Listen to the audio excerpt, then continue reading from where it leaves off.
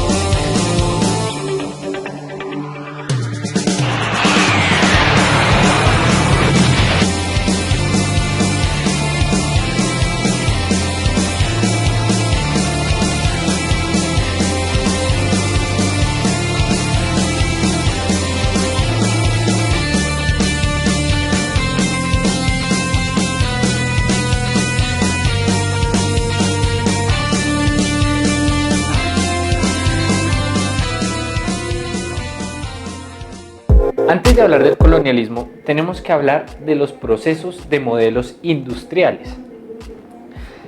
¿Qué es lo que sucede? Digamos, el capitalismo tiene como objetivo precisamente producir más y producir mejor de acuerdo a la definición de bienestar que poseemos. El bienestar económico, precisamente.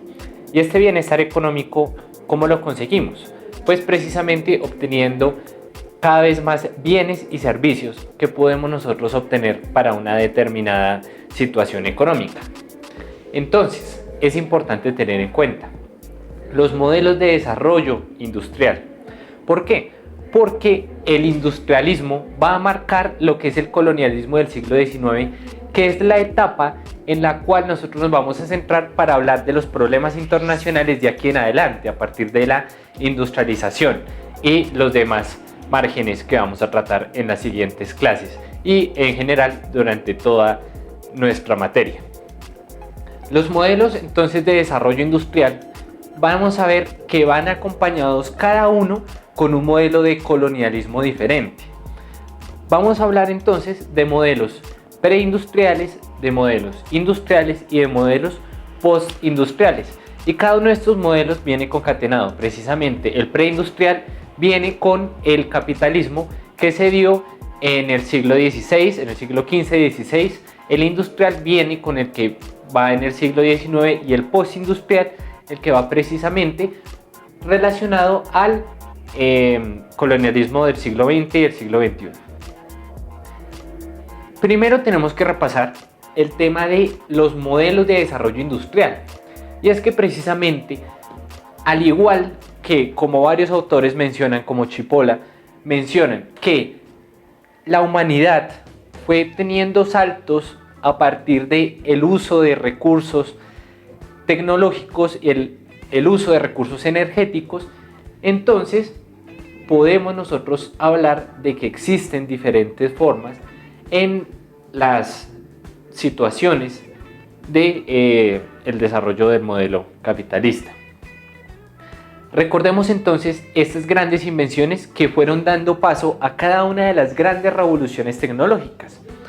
Primero, hay que tener en cuenta que existen dos grandes revoluciones industriales. La primera revolución industrial o la revolución industrial ligera, que viene más o menos en los 1700 y que tiene su principal modelo en la máquina, en el telar, ¿listo? Donde comenzó a generarse vestimentas, comenzaron a generarse telas de manera industrial, de manera enorme. En la segunda revolución industrial, precisamente, es cuando hablamos de la máquina de vapor, donde aprovechamos cada vez más la energía y viene entonces un desarrollo económico gigante. También podemos subdividirla de acuerdo a las invenciones concretas. Entonces, podemos subdividirla, la segunda revolución industrial, en lo que viene siendo la máquina de vapor, el dínamo eléctrico y el chip de computadora. Porque cada una de estas, si se dan cuenta, nos permite avanzar más en el modelo de desarrollo que nosotros estamos teniendo. La máquina de vapor nos permite construir barcos a vapor, nos permite construir ferrocarriles, nos permite construir máquinas de bombeado que permiten la extracción minera en unas escalas sin precedentes. El dínamo eléctrico y también el petróleo, que vienen siendo pues comparativamente vienen de la mano, nos permiten precisamente aprovechar un nuevo modo de energía más eficiente, que es la energía eléctrica, y que pues la energía eléctrica va a dar muchísimas invenciones, y el chip de PC nos permite un avance en las comunicaciones enorme. Obviamente hay muchos más inventos, el telégrafo, el teléfono, la penicilina, todo lo demás que viene acompañado con la revolución industrial, pero es preciso que tengamos en mente que el modelo de desarrollo capitalista viene con un modelo de adquisición de conocimientos científicos aplicados. Ese modelo sigue hoy en día. Por ejemplo, a los ingenieros les enseñan precisamente cómo aplicar sus fórmulas matemáticas para poder desarrollar cuestiones que se van a vender después en un mercado. Y el que mejor lo sepa hacer, pues es el que va a tener unas mayores ganancias, porque pues está dando una mayor entrada a sus empresas. Hablemos entonces ahora de los modelos empresariales. Los modelos empresariales, digamos, no surgen de la nada. Los modelos empresariales también van teniendo una evolución. O sea, no es siempre la empresa que nosotros estamos imaginando, por ejemplo, que vimos en Los Miserables, que son todos produciendo todo el día como esclavos, en un cuarto oscuro, con poca iluminación. No, eso va cambiando, fue cambiando poco a poco. ¿Por qué? Porque recuerden que antes del modelo industrializado, nosotros teníamos un modelo de artesanías. En nuestro modelo de artesanías se generaban las cuestiones, en vez de en fábricas, las generábamos en unas cuestiones que llamamos talleres. Los talleres son una manera de generar producción, pero es una producción cada vez más pequeña. Las artesanías, como pues ustedes lo deben saber, son cositas pues bonitas, son cositas que vienen con un trabajo.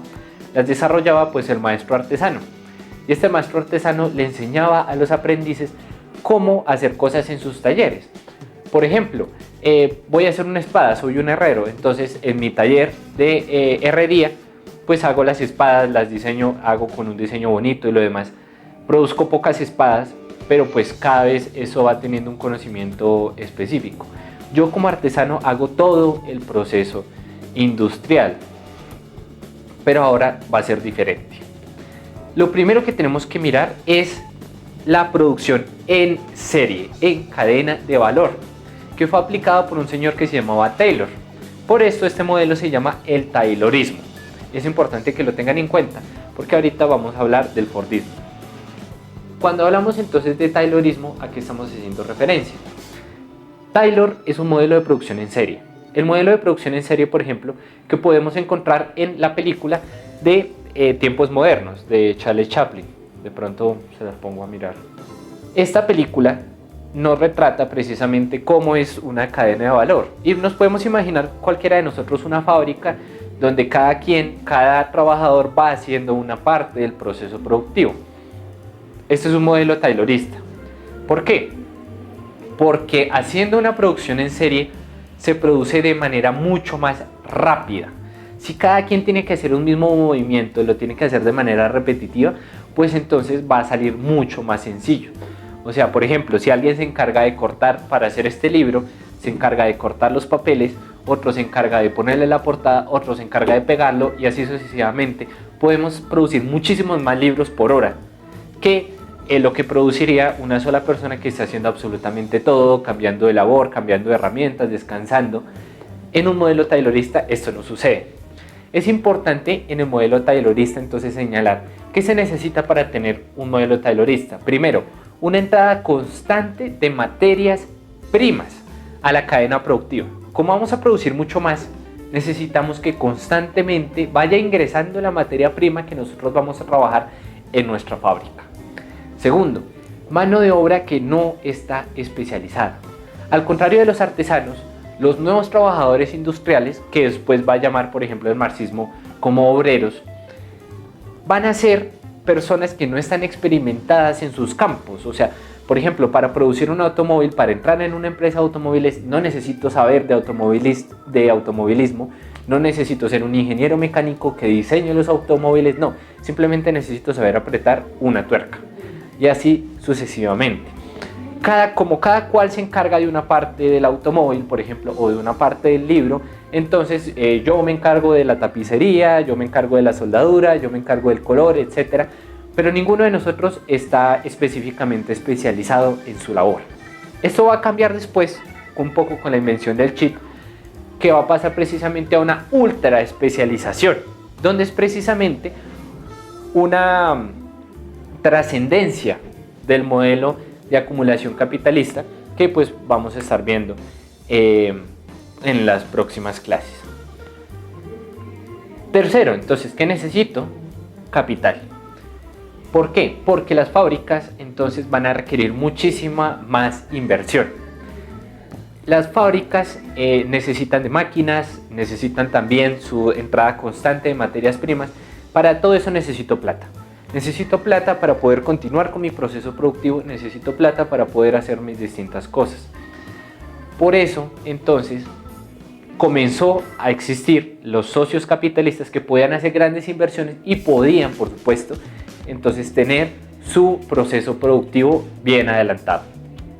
Estas tres cuestiones, que son las que vamos a necesitar para la generación de un modelo taylorista, van a estar presentes de ahí en adelante en toda la revolución industrial, pues hasta lo que les comentaba, las nuevas especializaciones. Taylor entonces fue un empresario, un padre, un inventor de cuestión de administración de empresas, que se inventó precisamente este modelo de producción en serie, pues que fue el que arrasó y el que estuvo presente durante gran parte de la revolución industrial. Incluso hasta nuestros días sigue presente la producción en serie para la gestión de bienes, incluso para la gestión de servicios. Existen los protocolos también, que es una cuestión que se crea, que son importantes en este punto. El Fordismo ya es un avance del Taylorismo. Ford viene después de Taylor y creo que todos conocemos Ford por la fábrica de automóviles Ford. Ellos venden unas camionetas gigantescas, venden automóviles. El señor Henry Ford fue un señor muy conocido en cuanto a la producción industrial de su época, que pues precisamente nos permitió tener modelos cada vez más eficientes. Por cierto, ¿qué es eficiencia? La eficiencia es hacer más con menos, que es diferente a la eficacia. La eficacia es cumplir objetivos. La eficiencia es que yo pueda cumplir mis objetivos con el menor gasto energético posible o que en el mismo tiempo yo pueda generar un nivel de producción mayor. ¿Cómo fue que Ford logró la eficiencia? Con el control de tiempos. Ya no necesito yo apretar la tuerca, ya no necesito poner las hojas en el libro, ya no necesito ponerle la portada simplemente, sino que lo tengo que hacer en un tiempo determinado. Y este tiempo determinado cada vez tiene que ser menor, hasta el punto donde ya es humanamente imposible pues hacerlo cada vez más rápido. ¿Por qué? Porque esto va a permitir generar una cantidad inmensa de producto. Pero ¿qué es lo que sucede? Como la demanda también es de manera inmensa, entonces yo lo que voy a hacer es obtener ganancias cada vez mayores. Porque por cada libro que venda, por cada coche que venda, por cada gaseosa que venda, pues voy a obtener una determinada nivel de ganancia, y entre más venda voy a obtener cada vez más niveles de ganancia. Entonces el Fordismo viene siendo un adelantamiento precisamente respecto a el modelo industrial que se tenía en la época de Taylor, y precisamente permite entrar a una nueva etapa de la revolución industrial. Esta etapa se concuerda con el dinamo eléctrico, se concuerda con la invención del petróleo, que permitieron la expansión de los automóviles de manera gigantesca. Henry Ford implementó este modelo en su fábrica y así generó que su modelo, el modelo T de automóviles, pudiese ser producido en masa. Y este modelo fue copiado por muchos países, por muchas empresas alrededor del mundo, principalmente de automóviles.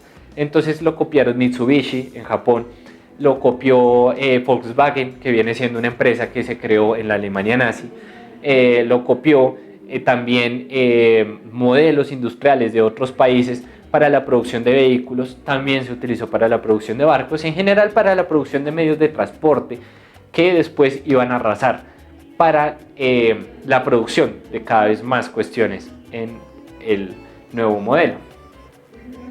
Y ahora sí hablemos del colonialismo. ¿Qué es el colonialismo? Lo primero que hay que decir del colonialismo es que se trata de una relación de poder, ¿listo? Es una relación de poder entre un lugar, digamos, una entidad política más bien, que se llama la colonia, y otra entidad política que se llama la metrópoli. La colonia está subordinada políticamente a lo que diga la metrópoli, pero es importante pero, no se entiende esta entidad colonial como parte del entramado político de la metrópoli. Son entidades aparte. Una relación de colonia, por ejemplo, es la relación pues, que se tenía en América durante pues, la época colonial, precisamente. Nosotros no hacíamos parte precisamente de lo que pudiésemos llamar el España peninsular. No teníamos los mismos derechos, no teníamos los mismos privilegios, éramos una cuestión aparte. La metrópoli era España. La colonia era el virreinato de la Nueva Granada. De hecho, se llamaban así, virreinatos. Es importante tener en mente esta distinción. ¿Listo? Es una relación entonces de poder. Ahí existe un superior, la metrópoli, y existe un inferior, que es la colonia. Y es una relación entonces que tiene varios aspectos. Primero, un aspecto político, que es la subordinación, que ya las había mencionado. La colonia no se puede guiar de manera independiente. No es, por ejemplo, como en la Unión Europea. En la Unión Europea cada uno de los países se puede gestionar de manera independiente, pero con la metrópoli no. Y ahora, por ejemplo, el Chocó no se entiende como una colonia de Bogotá, por ejemplo. ¿Por qué? Porque el Chocó se entiende incorporado a la misma entidad administrativa y política que es el Estado colombiano, la República de Colombia. En cambio, una colonia no se entiende incorporada a la otra. También tenemos un aspecto económico. En el aspecto económico, la colonia es una fuente de materia prima y de consumo del régimen colonial. También es una posibilidad de expandir mercados, pues precisamente con la instauración de normas, con la instauración de leyes, señores abogados, que nos van a permitir introducirnos en esta época. Lo militar no es un requisito indispensable, pero puede existir. O sea, puede existir una dominación militar precisamente de la metrópoli sobre su colonia. Puede haber una relación militar precisamente de la metrópoli sobre su colonia, aunque no necesariamente existe, pero esta relación militar puede ser, digamos, tanto directa como indirecta. Y lo jurídico, que es la imposición de un régimen jurídico para permitir la instauración de negocios entre la metrópoli y la colonia. Entonces, un empresario de la metrópoli que quiera hacer negocios en la colonia, que quiera expandir sus mercados, bien puede hacerlo porque están bajo un régimen jurídico común. El hecho de que exista un régimen jurídico común no necesariamente implica una relación de coloniaje, tiene que tener los otros elementos. Por ejemplo, en la Unión Europea precisamente existe un régimen jurídico común, que es el régimen pues precisamente de la Unión Europea, el régimen común europeo. Pero no necesariamente por esto se tienen que sostener, por ejemplo, a lo que diga Alemania o lo que digan los otros países, o va a existir una relación militar, de ninguna manera. Existen varias etapas del colonialismo y es importante diferenciarlas en cada una. Como les había mencionado, el colonialismo lo podemos dividir de acuerdo a la relación industrial que se tenía en ese entonces. El colonialismo del siglo XVI viene de una relación preindustrial. Todavía no había comenzado la revolución industrial, pero en ese momento ya era importante visibilizar pues, las relaciones que se tenían. El colonialismo del siglo XVI es súper corriente y ustedes ya lo conocen. De hecho, ya lo debieron de haber estudiado en su colegio. Y si no lo estudiaron en su colegio, qué paila. Pero bueno, el colonialismo del siglo XVI es precisamente ese colonialismo que nos hablan en los libros de historia. España, Inglaterra, Francia, sobre sus territorios de América, donde pues se tenían unas relaciones distintas. Hay que tener entonces en cuenta este tema de las diferencias que tenemos entre un régimen y el otro. Primero, en este colonialismo del siglo XVI existió una imposición económica. De hecho, la corona española cobraba impuestos y cobraba impuestos altísimos a sus colonias. Y también existían pues casas de contratación donde precisamente el conquistador español, la persona que quería tener tierras en América, tenía que ir para pues generar sus contratos. Una relación jurídica, donde existía una relación jurídica precisamente en las cuestiones que podíamos denominar como la encomienda, podemos denominar también las titulaciones a favor de ciertos hacendatarios españoles que llegaban, por ejemplo, en América, donde precisamente nos guiábamos por las 7 partidas, nos guiábamos por las leyes españolas, y todos los territorios coloniales de España pues se guiaban precisamente por las normas que se tenían en ese entonces. Una dominación política, claramente, creo que es lo más evidente que puede existir en este régimen, y una dominación cultural. Esta dominación cultural es súper importante y súper descarada en el colonialismo del siglo XVI. Una de las principales formas en cómo podemos ver esta dominación cultural es precisamente mediante el contrato de Mita. Entonces, en el contrato de Mita se podía establecer una relación de dominación entre un español y los indígenas, mediante la cual pues, los indígenas se comprometían a ejercer trabajo sobre en las haciendas, pero como contraprestación debían recibir entonces instrucción católica, instrucción cristiana para los nuevos territorios de las Américas. También existía un modelo económico mercantil. En ese momento es importante señalar lo siguiente. El mercantilismo era un modelo proto-industrial. Hemos visto películas de todo sobre El Dorado, hemos visto memes también, muchísimas cuestiones que se generaron alrededor de eso, la laguna de Guatavita en general. Los españoles estaban locos por el oro y vinieron acá entonces a conquistar, por ejemplo, el imperio inca, lo conquistaron precisamente por su oro. Los demás imperios de América y las demás gestiones logísticas que se hacían era precisamente por eso. Esta locura por el oro no era gratis, y es que en ese momento, incluso hoy en día, se piensa que precisamente la riqueza surge de cuestiones como por ejemplo el oro, donde precisamente el oro, digamos, lo bonito, lo escaso, el valor que se le daba al oro, se pensaba entonces que por ese entonces iba a generar una relación de riqueza, que el oro por sí mismo era lo que iba a generar riqueza y que el oro era precisamente la riqueza, porque con el oro se podían comprar cosas. Es como en ese momento hablar del dinero. Entonces, como tengo mucho dinero, entonces pues soy una persona rica. Entonces ellos lo que venían buscando era precisamente el oro, la plata, los minerales, los metales preciosos. ¿Qué es lo que sucede entonces con un modelo económico mercantil? La riqueza es precisamente el oro. Y el oro entonces viene siendo por esta parte lo que necesitamos para poder generar un modelo de extracción industrial. Tenemos un modelo de dominación por élites conquistadoras y una visión del colonizado diferente. Tenemos una visión del colonizado animal, ¿listo?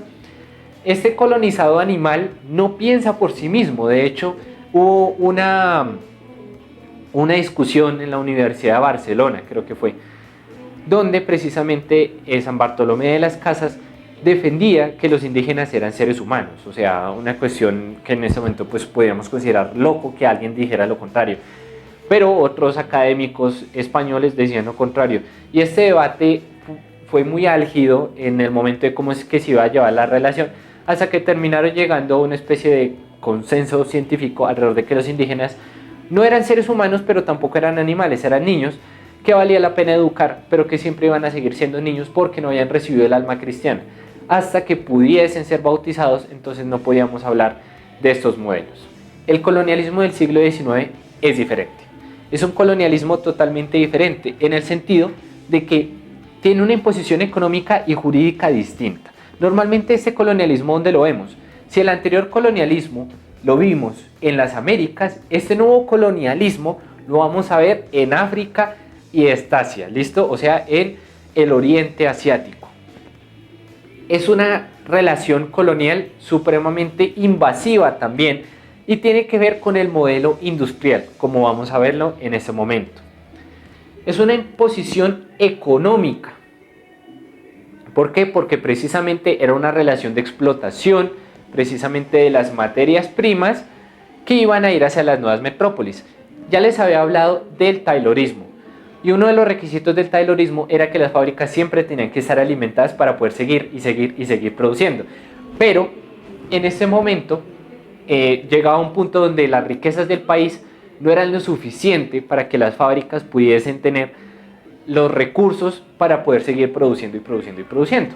Por lo tanto, se tenía que recurrir al exterior y muchas veces pues las otras potencias europeas tampoco iban a dar las materias primas necesarias.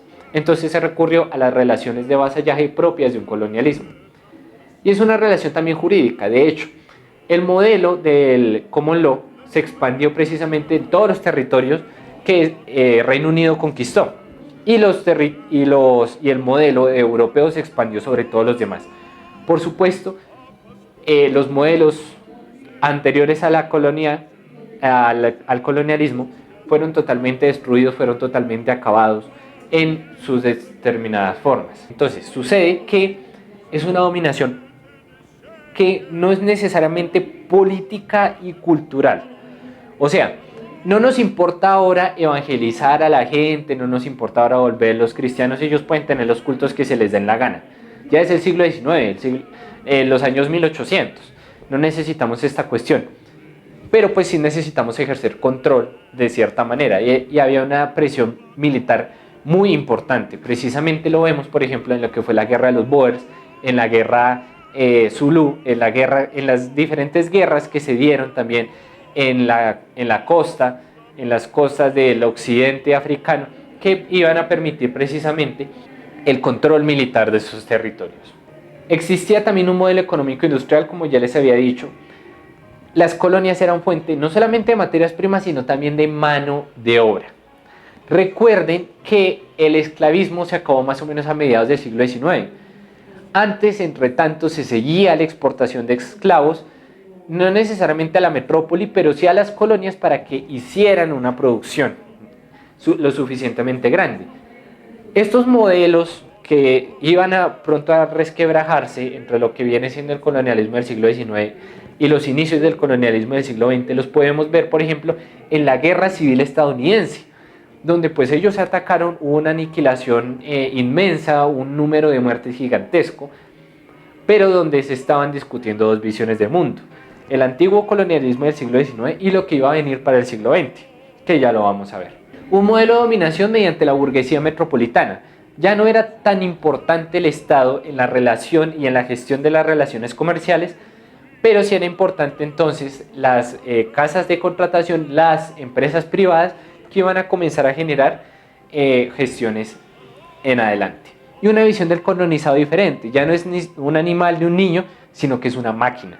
Es una máquina de generar producción. Así como los obreros en las metrópolis eran precisamente los que producían y tenían que estar varias horas metidos allá en sus fábricas, pues precisamente la visión del colonizado era precisamente de la máquina. Un ejemplo precisamente de este tema de dominación son precisamente los territorios de Angola.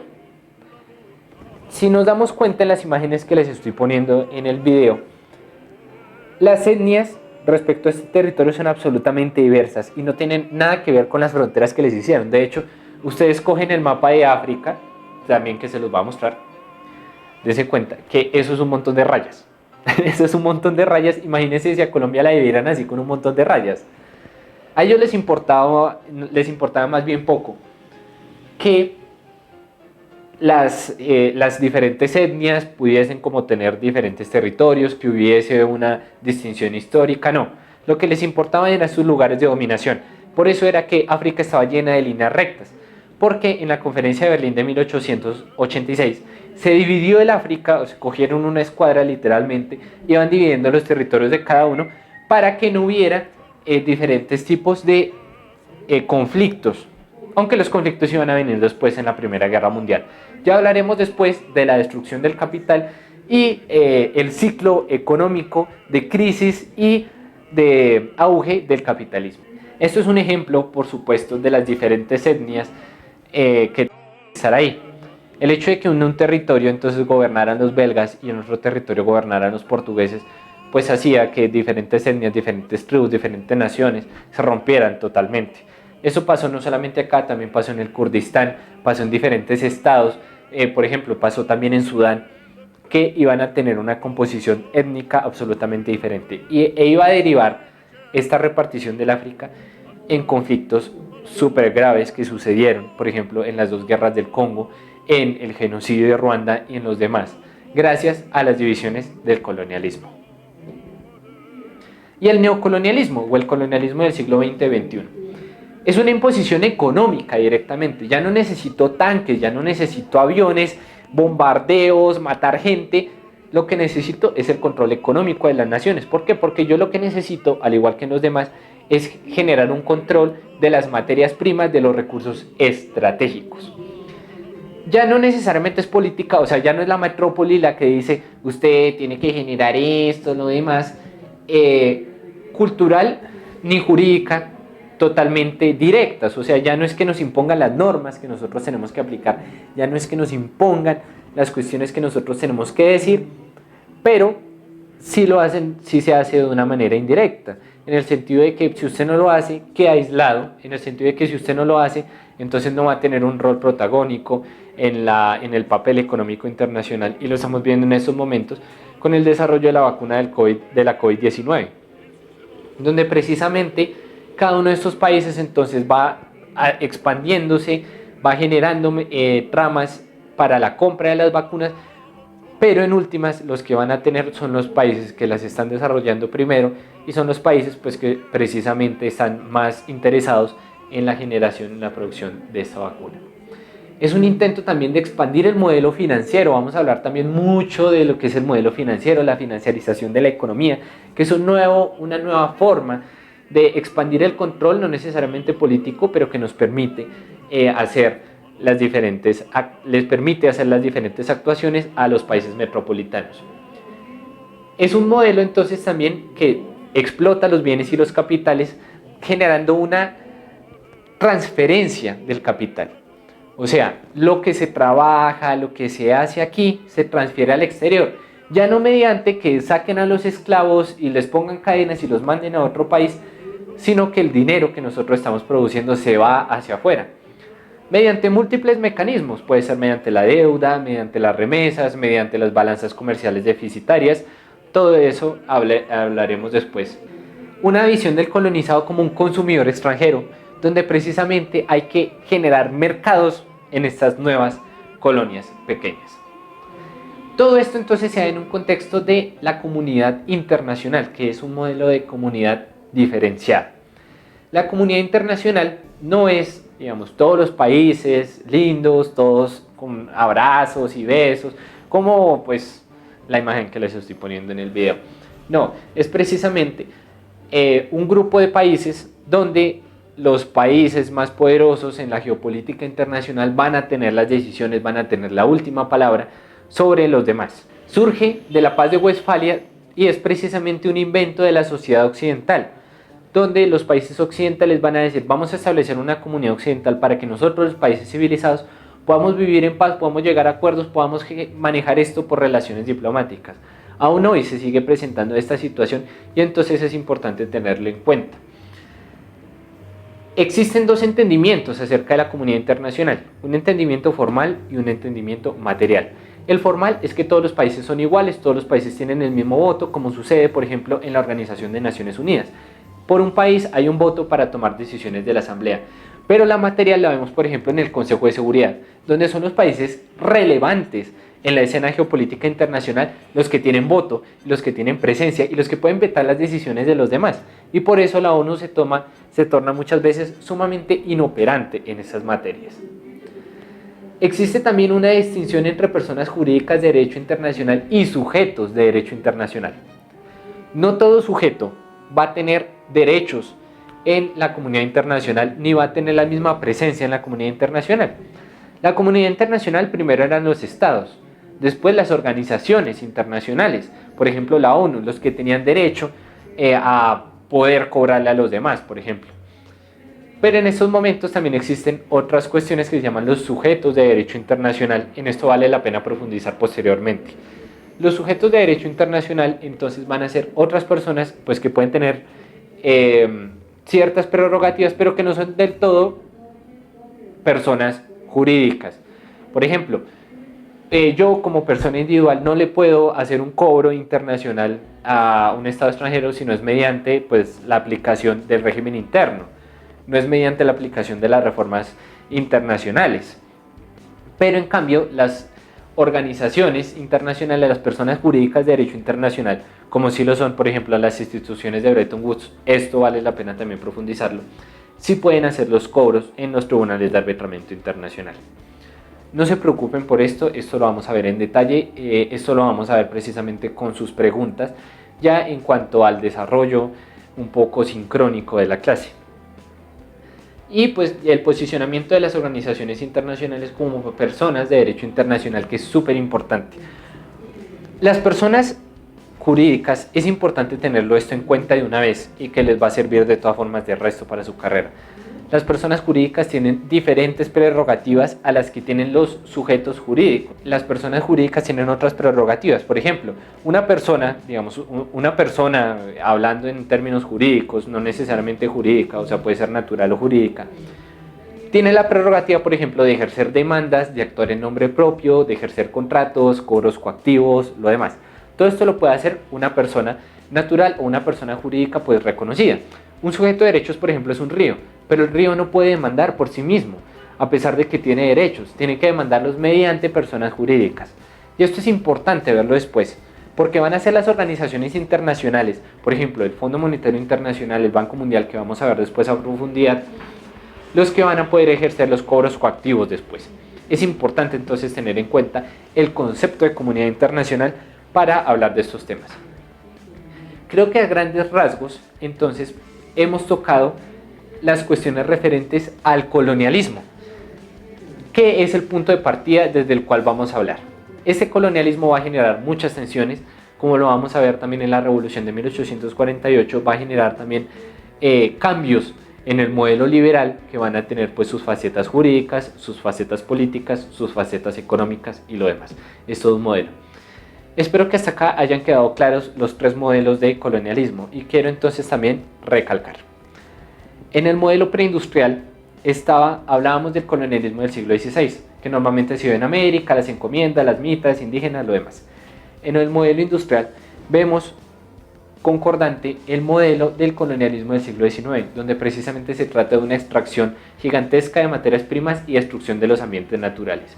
Y en un modelo postindustrial, ya cuando hablamos del chip, cuando hablamos del computador, ya cuando hablamos del capitalismo financiero y la prioridad de los servicios, eso también lo vamos a hablar después, no se preocupen. Ahí entonces estamos hablando de un colonialismo postindustrial, que es un colonialismo financiarizado. ¿Listo? Teniendo clave en estas ideas, entonces creo que queda bien explicado el tema del colonialismo y muchas gracias por verme. Ahora quiero saber su opinión. ¿Ustedes piensan que hay una diferencia entre las relaciones de Estados Unidos con Reino Unido, por ejemplo, a las relaciones de Estados Unidos respecto a Colombia? ¿Existe en Colombia una relación de dominación colonial aún hablando, pero ahora respecto a Estados Unidos? existe otro tipo de colonialismos que podemos estar hablando hoy en día. Existe también elementos diferenciadores de otros colonialismos, como el colonialismo del siglo XIX, respecto a estas cuestiones que les había comentado. O sea, existen todavía elementos de otros colonialismos, como el del siglo XVI o el del siglo XIX. ¿Están de acuerdo con la clasificación que les había comentado en el video? Discutiremos todas estas cuestiones en la sesión sincrónica y espero que se cuiden.